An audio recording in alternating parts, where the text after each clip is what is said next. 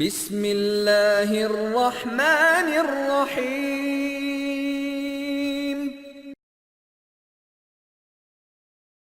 আল ইখলাস। আল ইখলাস মানে হলো খালেস দিলে সির্ফ আল্লাহর সন্তুষ্টির জন্য এই আন্দোলনে সময়, অর্থ, জানমাল ব্যয় করা সির্ফ আল্লাহর সন্তুষ্টির জন্যই, অন্য কোনো উদ্দেশ্যে আসলে এখানে থাকা না থাকা সমান। মহান আল্লাহ বলেন, ওয়ামা উমিরু ইল্লা লিয়াবুদুল্লাহা মুখলিসিনা লাহুদ্দিন। তাদেরকে এছাড়া অন্য কোনো নির্দেশ দেওয়া হয়নি যে তারা খাঁটি মনে একনিষ্ঠভাবে একমাত্র আল্লাহর ইবাদত করবে। ইমাম বুখারী রাহিমাহুল্লাহ সহিহুল বুখারী সংকলন করতে গিয়ে সর্বপ্রথম ইমাম বুখারী রাহিমাহুল্লাহ যে অধ্যায় চয়ন করলেন, যে অধ্যায় সংকলন করলেন, তার শিরোনাম ছিল বাবু কাইফা কানা বাদউল ওয়াহী ইলান নবী সাল্লাল্লাহু আলাইহি ওয়াসাল্লাম।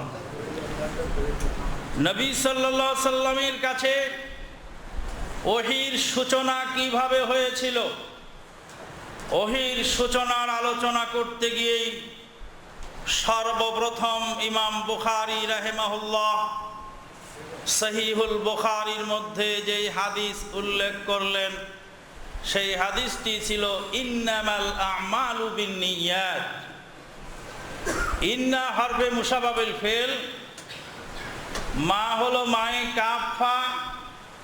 হরফে মুশাবাবিল ফেলের পরে যদি মায়ে কাফা আসে তাহলে হরফে মুশাবাবিল ফেলের আমলকে বাতিল করে, ওয়ায়ুফিদুল হাসার, এবং সেটাকে সীমাবদ্ধতার মধ্যে এনে দেয়। কেবলমাত্র, এটার অর্থ হল শুধুমাত্র, কেবলমাত্র কর্মের ফলাফল নিয়তের উপরই নির্ভরশীল। নিয়ত যদি উলট পালট হয়ে গেল, সমুদয় আমল বাতিল হয়ে যাবে, এতে কোনো সন্দেহ নেই। ইন্নামাল আমালু বিন্নিয়াত। লোকেরা বলছে যে ইমাম বুখারীর মাথা ঠিক নেই, নাউযুবিল্লাহ মিন যালিক, বেদাতীরা বলছে। কেন? উনি অধ্যায় চয়ন করলেন ওহীর সূচনা, আর হাদিস আনতেছেন নিয়তের।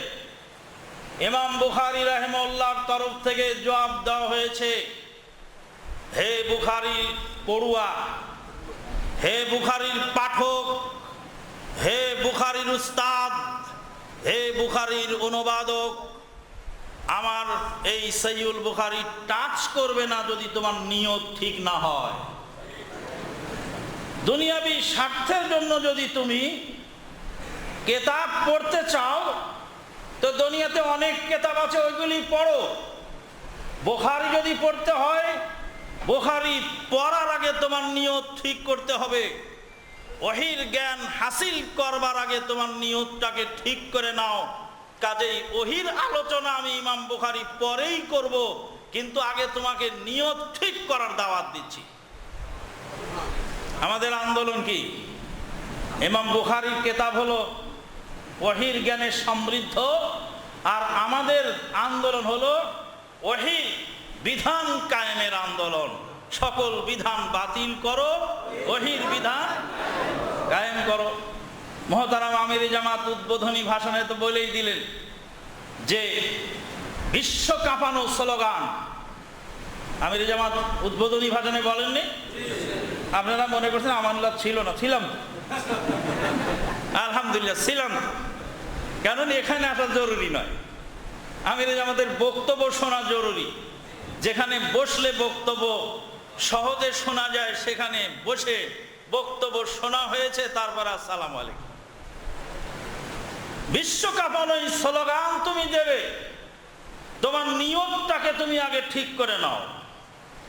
নিয়তটাকে যদি ঠিক না করতে পারো তাহলে তোমার এই আন্দোলন করার কোনো মূল্য আল্লাহর দরবারে নেই। কাজেই তুমি দুনিয়া কামাবার যদি হয় অন্য জায়গায় কামাও, দুনিয়া কামাবার জায়গা তো অভাব নেই। আহলে হাদিস আন্দোলনে আসছো কেন?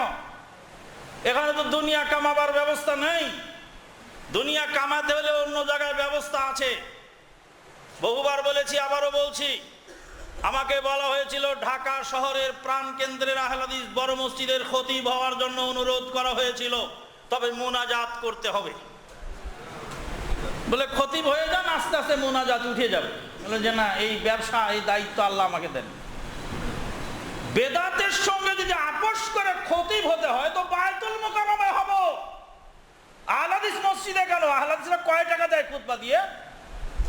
বেদাতের সাথে যদি আপোষ করে দুনিয়া কামাতে হয়, তাহলে বেদাতের সাথে যদি আপোষ করতে হয় তো বায়তুল মুকাররমায় খতিব হব বেদাতের সাথে আপোষ করে। যদি দুনিয়া কামাবার জন্য যদি আমাকে ওয়াজ করে খেতে হয়, বা দুনিয়া কামাবার জন্য যদি আমাকে দিন প্রচার করতে হয়, তাহলে আমি বিভিন্ন সংগঠন আছে, যেখানে সংগঠনে গেলে গাড়ি বাড়ি টাকা পয়সা সবই পাওয়া যায়। মহতারাম আমিরে জামাত একদিন বললেন যে তুমিও পিস টিভির আলোচক, তোমার পাশের পিস টিভির আলোচকেরা কোটি কোটি টাকা পায়, তুমি পাও না কেন? বললাম স্যার, যেদিন আপনার সাথে আমার কিলাকিলি লাগবে সেই দিন আমাকেও দিবে। আপনার সাথে যতদিন আছি ততদিন আমাকে কেউ টাকা দিবে না। How many kinds of Muslim this world? There are 73 kinds of Muslim this world. এই পৃথিবীতে 73 জাতের মুসলমান বাস করে, কিন্তু ডক্টর আসাদুল্লাহ গালিব স্যার মার্কা মুসলমানকে আহলে হাদিসরা বরদাস্ত করতে পারে না। বন্ধুগণ, এই আন্দোলনে আসতে হলে প্রথম কাজ হবে ইখলাস। যদি পয়সা পাওয়ার আশায় এসে থাকেন, সোজা রাস্তায় মাপেন, তাড়াতাড়ি চলে যান, সময় থাকতে আগে পথ দেখেন, এখানে কিছু নাই এরকম। যদি আল্লাহর জান্নাত পাওয়ার আশায় পরকালে নাজাতের ওসিলা আসেন, তাহলে ঠিক আছে।